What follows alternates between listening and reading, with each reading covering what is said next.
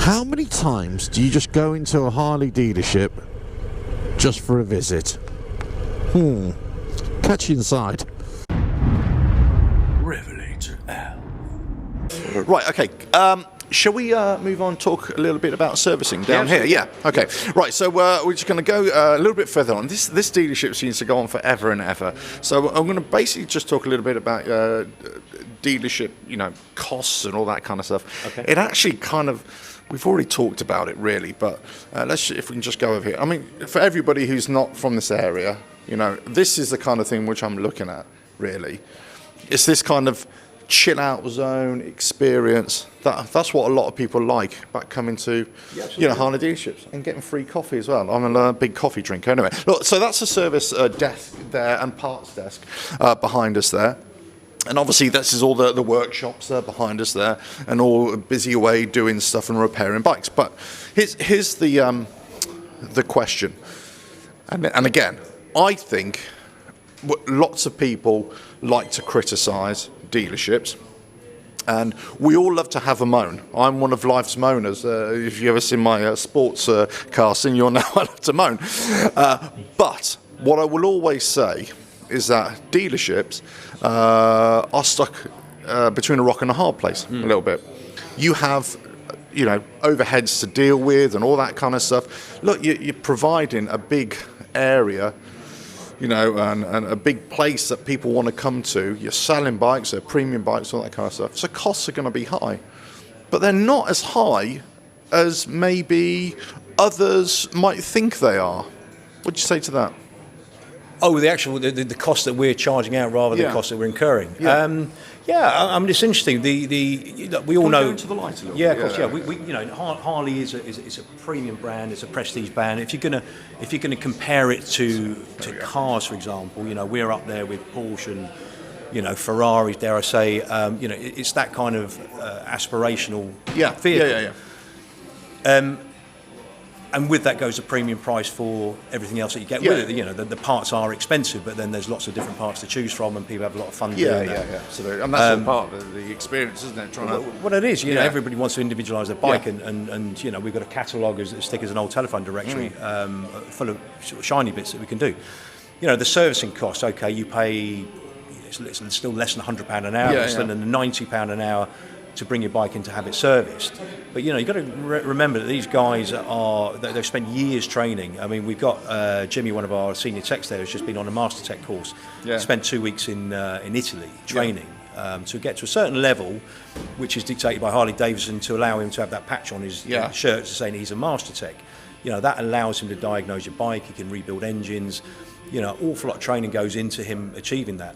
The cost of the tools, I mean, those technicians have to buy Imperial tools, which aren't necessarily freely available, but the amount of tools that they need can run into thousands of pounds. So there's a cost there. Their diagnostic machine, obviously, with engines now, there's a lot more electronics on it. The new touring bikes now have got their own sort of Wi-Fi hotspots and things. So there's a lot more technical equipment needed to service a Harley Davidson, and that's investment that the dealership has to make. We've got to buy that. It's not as if you can go down to Argos and buy it. You have to get it from certain places. Sure. And, you're restricted. So when you come in there and you pay for you're paying that hourly rate. You're paying for all that experience and all that equipment. To put the heating on when it's cold like this and turn the lights on. So. I understand that people think it's a lot of money, but other brands out there, I think, are equally as expensive. And when you look at the difference between perhaps going outside of a dealership to somebody that doesn't necessarily have all those overheads as well, the difference in those costs isn't actually that much. And let's not forget, you come back with a service book without any stamps in it. What's your bike worth? How much have you lost? For saving a few quid on a service, you're going to lose money in the future, potentially. And there's always, let's face it, there's always deals to be done, isn't there? You can combine servicing with a new part that you want fitted, all that kind of stuff. I mean, there's always deals to be done, isn't there? Absolutely, During the winter months when it's a little bit quieter, we don't see so many people riding out. we're quite happy to come and pick your motorcycle up. We're quite happy to negotiate the labour rate. We'll do a winter check as well. I mean, what we've started to introduce now, I mean, the service intervals on Harleys are 5,000 and 10,000 miles.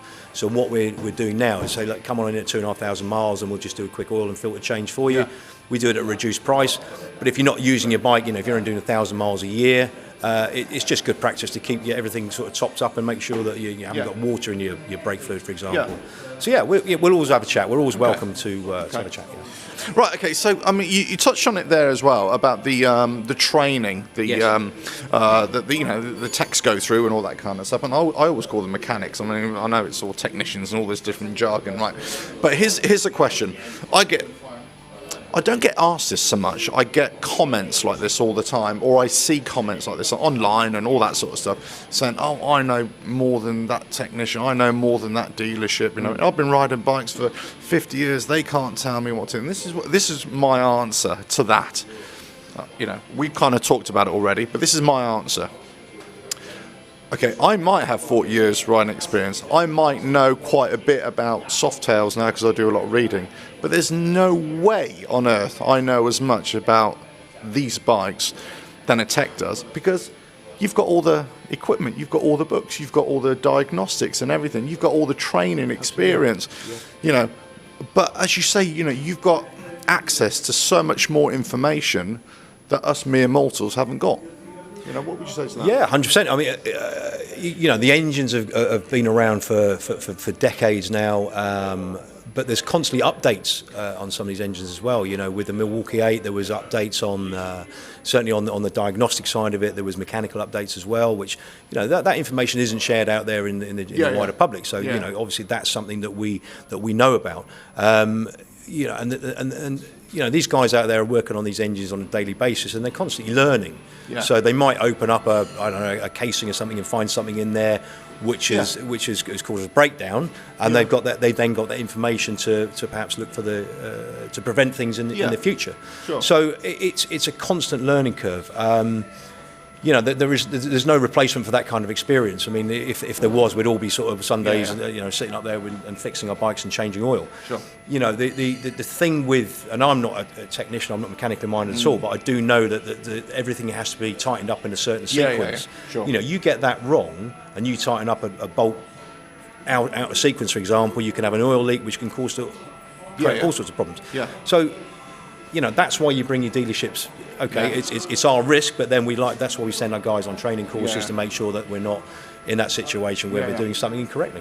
Interesting with the M8 engine when it first came out, there were teething issues, and this is what I say to people all the time: new engines, new bikes, new models.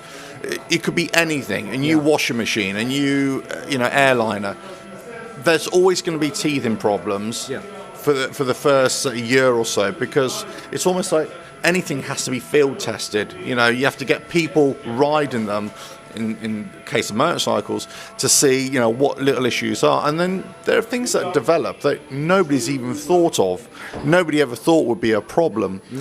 However, what happens, if we carry on walking here a little bit more, what happens is that there's this whole sort of negative vibe starts. And then you think, well, actually, that's kind of unfounded. Yeah. Now, whilst there hasn't been that much, with the M8 engines, and I think they're cracking engines, I've got one myself, I have. What would you say to sort of many owners, or who are not M8 owners, or who are M8 owners, and say, well, actually, they're not as bad as people kind of make out? People like me on YouTube, spouting off, saying, "Look at this engine; it's a load of rubbish." What would you say to that? And this is your opportunity. Slate me off. Go on. Slate you off. I never do that. I never slate things off. Or save Harley Davidson.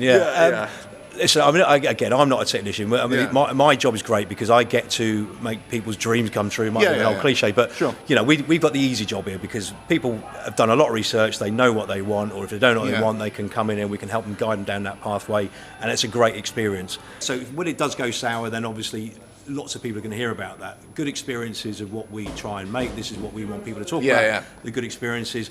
Sometimes people take it for granted. If something goes wrong, they're going to talk about it because it might cost them money. It's inconvenient.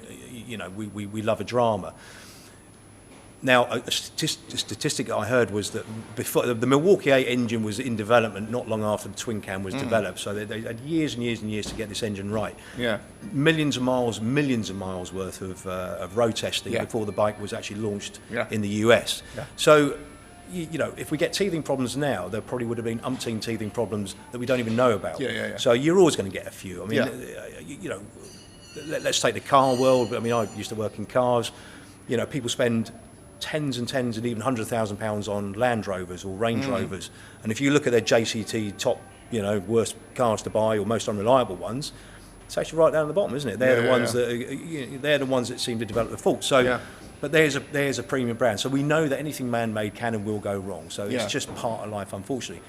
What we try and do is we make that and turn it into positive, and we try and make it as you know, easy as possible to discover the problem, make it. You know, if you need a bike, we'll try and put you on a motorcycle, and just make it less inconvenient for you. Yeah. And hopefully get it right first time. Right first time. I mean, if you're not finding the solution, then you're going back to the company, you know, Harley, and saying there's a big problem here. Yeah. I'm not saying about any specific problem. When I say, let's say, hypothetically, there is a problem. I come in with my Sport Glide and I say, look, this is all crap, this is all rubbish, right? And then you'll say, well, if it can't be fixed, we need to go back to the company and get them to find a solution. Is that the way it works? Well, that's a whole legal argument which I'm not going to be drawn into. Oh, okay. That's called the Consumer Rights Act. But listen, it's very, very rare that we can't solve a problem and fix it first time. Yeah. If it does happen, you know, if we can't fix it first time, then we go back and try a second time. Yeah, no. What I mean is that there's a problem that nobody's ever come across before, you know, a first time thing. Sorry, I didn't mean that kind of thing. No, what I meant was this is the first time problem that nobody's ever seen. Somebody comes to, you know, a customer comes to me and says, look, this is broken or whatever, and you say, oh, we've never seen that before. What's going on? We don't know what the solution is here. Do you then go to Harley as a company and say, look, there's this problem, is there a solution for it? Yeah. Again, I mean, this is going back to you know, why you have dealers in the first place. We have got access to, obviously, the worldwide net of dealerships that maybe, you know, just because we've never come across the problem doesn't mean to say that somebody in Singapore hasn't come across the problem. So all that kind of information, anything that's unusual or outside of normal breakdown parameters, if you want to call it, will be fed back to Harley Davidson, just so that they've got almost like an encyclopedia of things that can and will go wrong, and we can draw on that experience. So it's not often that we find we can't fix something, you know. But generally, we've got access to information. Okay, fair comment. Now, one final question, because I've taken up way too much of your time. You've been very gracious with me, and everybody's looking at us going, what the hell's going on here? What is going on? No, there's lots about what I do. We can talk for hours. Really? Oh, yeah, hours and hours. Get coffee, please. So the other question is, rates of servicing, but parts, really. Yeah. Now, parts cost whatever they cost. That's what it is. And as I say, you can always, get some deals done, I'm sure, and all that kind of stuff. But one of the questions that people ask me is, how long does it take for parts to come, and where do they come from? Brilliant. So, we're all laughing. I can hear everybody in the parts department laughing at the moment. So, at the moment, Harley Davidson in America, I believe, have just changed their warehouses and the whole systems. So at the moment there's a bit of a delay on parts. So for anybody watching us on a YouTube channel in 2025, this is February 2020. Right. Yeah. So there are some issues with supply at the moment. So it's essentially, I believe, and Jason will probably back me up on this one, or Richard will back me up, the parts come mainly from the US into Belgium. Yeah. So Harley Davidson Europe, Harley Davidson UK. We have a holding warehouse in Belgium. All the parts are shipped from wherever they're made in the world. A lot of them are made in the US. Obviously, there is stuff that comes from Asia, other parts of Europe.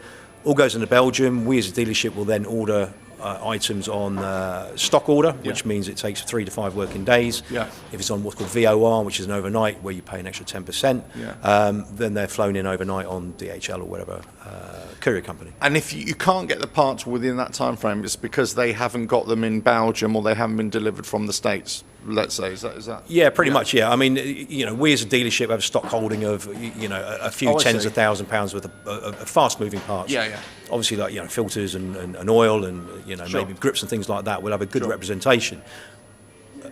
If we haven't got it here, we've got a great dealer network in Lind anyway. We've got 4 other dealerships we can draw on. And then if it's not here, we can look into Belgium and get it out of there. Right. So generally, if it's not in Belgium, it's America, Belgium here. And hopefully, this is going to be a temporary issue with the parts delay, let's say. I mean, at some point, it's all going to be resolved because, these things happen, I suppose. Any kind of restructuring or whatever they're doing, it's... Yeah, it's painful for us because we've got bikes that we can't complete. Yeah. Because we might be waiting on gaskets, we might be waiting on oil filters, something like that. Yeah. And it is frustrating from a dealer's perspective because customers want the bikes back, we want the money from the parts, but it's one of those things. It's all part of the motor trade, really. Yeah. No, I fully appreciate that. Well, listen, it's been absolutely fantastic speaking to you, and I'm sure you've answered lots of questions that people keep on asking. Yeah. Okay. Yeah. So I'm hoping that you'll invite me back for more questions, another Q&A session. Maybe not so long next time. Yeah, sure, yeah. Maybe have a few cameraman. Somebody else can hold the camera. Yeah, possibly. That's the way to do it. But it's been an absolute pleasure speaking to you. Thanks for showing us around, and hopefully you've got a lot from that as well. But always remember, please like, share, subscribe, leave your comments below. Let us know if you want to know the answers to any more questions that you have, and check out the website RevelatorAlf.com. This has been Alf. This has been James. And this has been Reading Harley Davidson Dealership. RevelatorAlf.